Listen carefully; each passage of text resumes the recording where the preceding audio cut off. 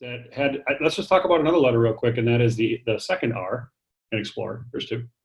Please. I didn't tell you which R you were going to talk about today, but there's two. Right. And the second one has to do, and I think it's tangential, the second one has to do with reflect and recommit. R for reflect and recommit. Since we're on this train right now, could you talk a little bit about how you reflect and recommit, commit, and prepare yourself each day or to sort of start again? Yeah, as far as each day goes, I've got a routine down. So what I do now is I get up, I work out, make some coffee, sit down, and I end up writing and just working on client business for about 4 hours. So like from 8 to noon. I'll take a lunch break, and then I do all my networking and all my other stuff in the afternoon. So I've got other meetings to do. You know, if I'm giving back, helping out people who are in transition, I do all that in the afternoons, because that way I carve out my best mental energy time, which is the morning, to be productive and get the work done. But yeah, I mean, that's just the schedule I've come up with that makes the most sense for me and how I like to operate.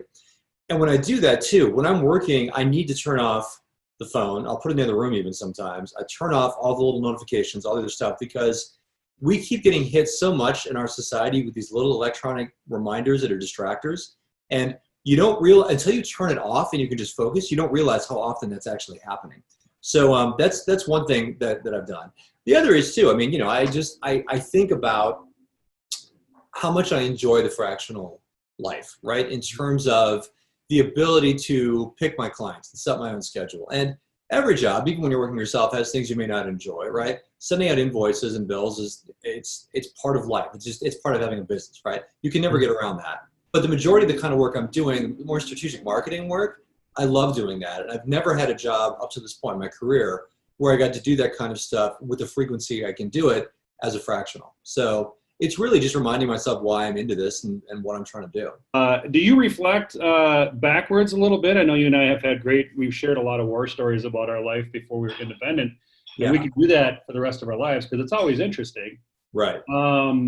As you reflect backwards a little bit, what do you see?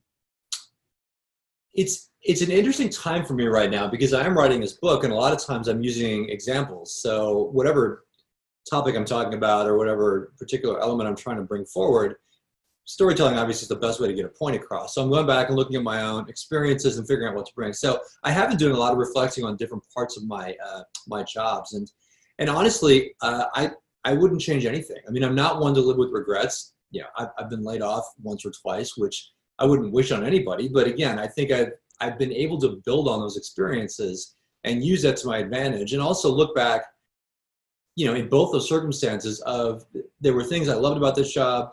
There were things that are better now that I'm gone, better for me, probably better for the company. It just wasn't the right fit at the end of the day.